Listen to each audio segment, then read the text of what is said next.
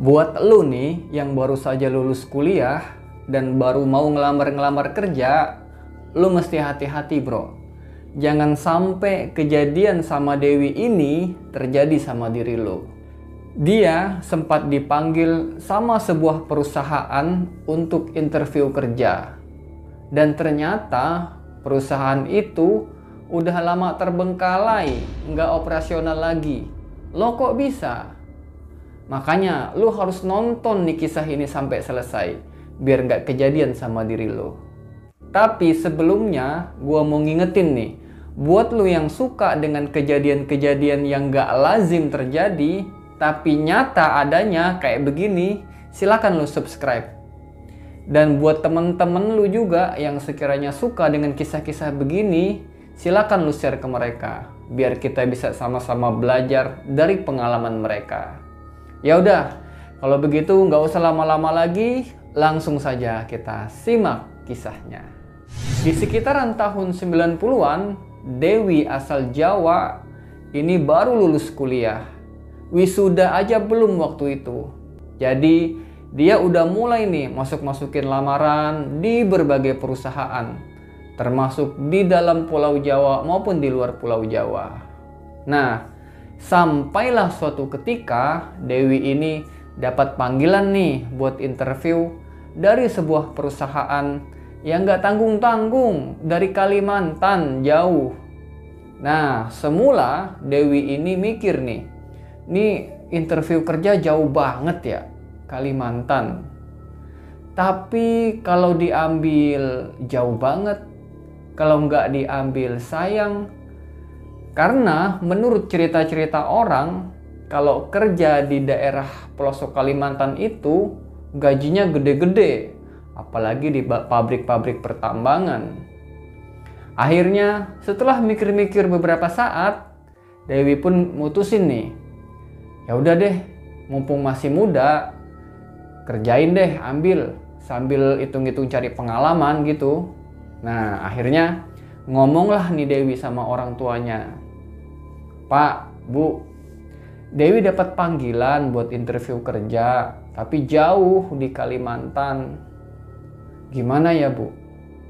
Tapi Dewi mau coba, mumpung masih muda, biar dapat pengalaman gitu. Semula orang tua Dewi ini keberatan banget. Ya namanya orang tua kan, wajar lah. Orang tua mana yang rela melepas anak gadisnya pergi jauh-jauh keluar pulau. Tapi demi masa depan Dewi, akhirnya keluarganya pun harus mengambil keputusan dan merelakan Dewi ini pergi ke Kalimantan. Nah, singkat cerita, tibalah hari keberangkatan Dewi ke Kalimantan. Ketika itu, Dewi naik kapal laut, bro.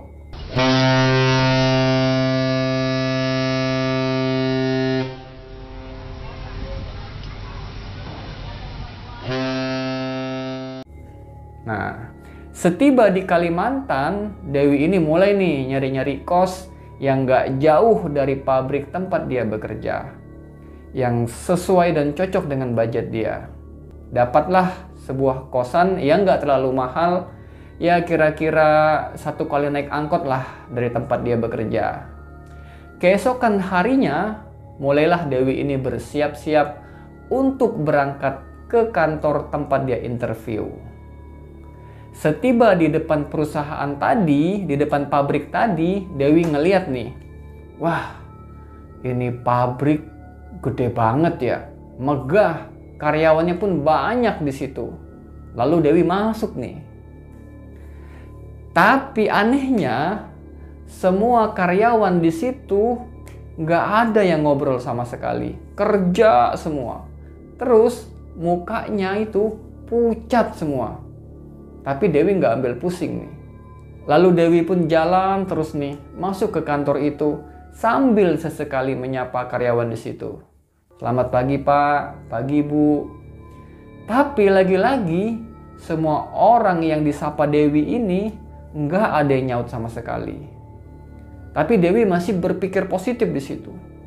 Mungkin karena dia orang baru dan belum kenal, jadi mereka pun sungkan kali. Mereka juga diem-diem aja di situ.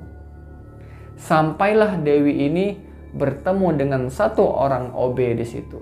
Dia pun nanya nih, "Mas, maaf mas, numpang nanya, kantor HRD-nya di mana ya?" "Oh, silakan." Begini nih. Jadi OB-nya ini nggak ngomong. Dia cuma ngasih syarat dengan tangannya. "Oh ya, makasih mas." Pergilah Dewi ini masuk ke kantor HRD-nya.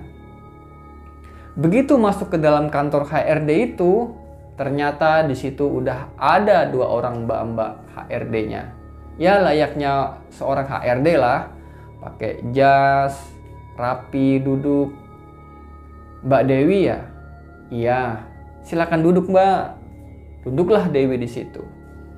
Nah, lagi-lagi mbak-mbak HRD-nya ini nggak ada senyum, nggak ada ekspresi, pucat mukanya. Sama persis dengan orang-orang yang ditemuin Dewi di depan tadi. Lalu interview pun dilakukan, ya layaknya orang interview lah, ditanya-tanya semua. Setelah interview selesai, Dewi pun suruh nunggu nih, duduk. Nah, nggak berapa lama dipanggil lagi lah Dewi nih. Dibacain lah nih, diumumin nih hasil interviewnya. Nah, semula nih Dewi mikir nih, dia bakal banyak dapat saingan. Wah, nih perusahaan besar, saingan gua bakal banyak nih. Ternyata enggak bro, cuman Dewi yang sendirian interview hari itu. Pas dia nanya nih ke HRD-nya, menurut HRD-nya sih yang dibutuhin perusahaan itu kualifikasinya hanya ada pada Dewi. Jadi cuma Dewi sendiri waktu itu. Akhirnya setelah diumumkan, mbak-mbak HRD ini pun ngomong, "Mbak Dewi, berdasarkan hasil interview kami, pihak perusahaan memutuskan selamat kepada Mbak Dewi. Mbak Dewi diterima sebagai karyawan di perusahaan ini. Dan mulai besok sudah bisa bekerja. Cuman ada beberapa hal yang harus dipatuhi. Yang pertama, apabila Mbak Dewi menemukan hal-hal ganjil selama bekerja, abaikan saja. Yang kedua, jangan pulang melebihi jam 8 malam. Nah, dan semua peraturan beserta upah sudah tertulis lengkap di surat kontrak kerja Mbak Dewi. Silakan Mbak Dewi tanda tangani." Lalu tanda tanganlah nih Dewi ini. Selesai tanda tangan, lalu pulanglah Dewi nih. Seneng banget Dewi hari itu. Karena menurut dia, usahanya yang udah jauh-jauh dari Pulau Jawa datang ke Kalimantan berhasil diterima sebagai karyawan. Nah, pas udah pulang ke kosan nih, sore-sorenya Dewi duduklah nih di depan kosannya. Dia ngeliat nih, ibu-ibu lagi pada ngumpul nih di rumah depan tetangganya. Nyamperinlah Dewi nih. "Lagi nyantai bu?" "Iya, lagi nyantai." "Oh mbak, sini mbak, duduk." Ditanyalah nih sama ibu-ibu, "Emang mbak ngelamar kerja di mana di sini?" "Itu tuh di perusahaan yang dekat situ, yang pabrik yang gede itu, yang sebelah kanan jalan bu, yang gak jauh dari sini." Loh, si ibu-ibu ini kaget. "Loh, bukannya itu udah nggak dipakai lagi, udah lama pindah itu?" "Enggak kok," kata Dewi. "Orang saya baru habis interview tadi pagi." Nih ibu-ibu main pandang-pandangan bingung nih. Tapi Dewi udahlah nggak habis pikir. Mungkin ibu ini nggak tahu kali kalau perusahaan itu sekarang udah beroperasional lagi. Nah, mulailah nih Dewi bekerja besok harinya. Masuk kantor seperti biasa, dia mulai beraktivitas. Cuman ini Dewi ini ruangannya itu posisinya berada di paling pojok kantor. Dan ruangannya pun disekat dengan dinding dari kayu. Jadi dia nggak bisa ngeliat nih karyawan-karyawan atau teman-teman rekan kerjanya lah. Padahal menurut Dewi, karena dia karyawan baru, dia ini masih butuh bimbingan. Dia mau nanya-nanya, tapi semuanya nggak ada yang ngomong. Sibuk semua dengan aktivitasnya. Sampailah nih suatu ketika, Dewi ini saking banyaknya kerjaan, saking numpuknya, dia ini pulangnya agak malam nih. Nah, dia keluar dari kantor, pas nyampe gerbang satpam depan, dia ingat, wah ada barang gue ketinggalan nih di dalam. Lalu pamitlah nih sama satpam, Pak, bentar Pak, ada barang saya ketinggalan di dalam. Balik lagi lah Dewi nih, masuk ke dalam kantornya. Pas Dewi buka pintu ruangannya, lo tahu nggak ada apa? Itu di ruangan Dewi banyak sosok kepala berterbangan ke sana kemari.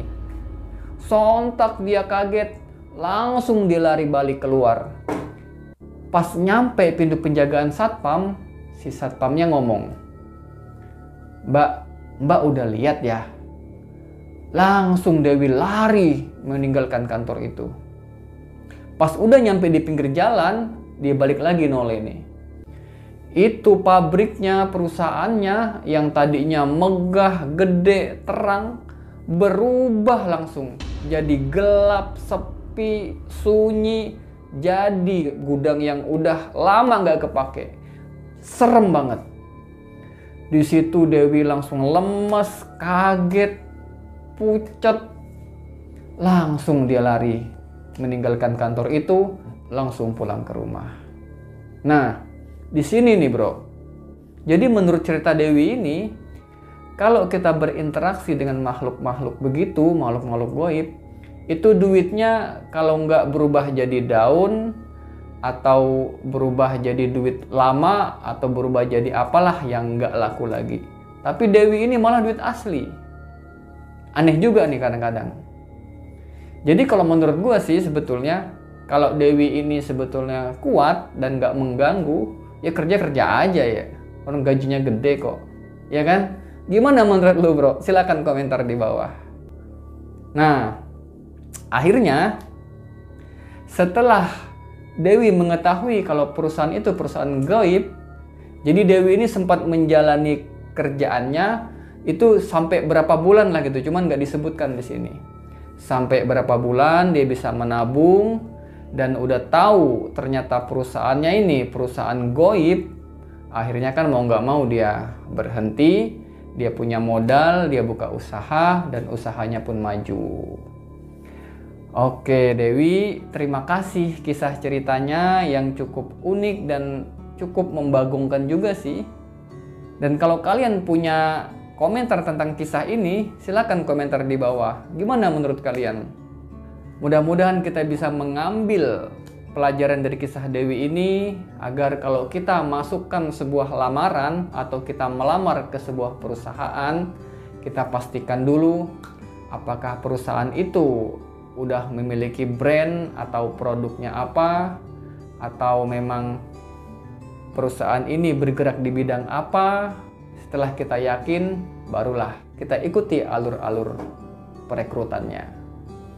Oke bro, terima kasih. Semoga kalian terhibur dan semoga kita bisa mengambil pelajaran dari kisah Dewi tadi.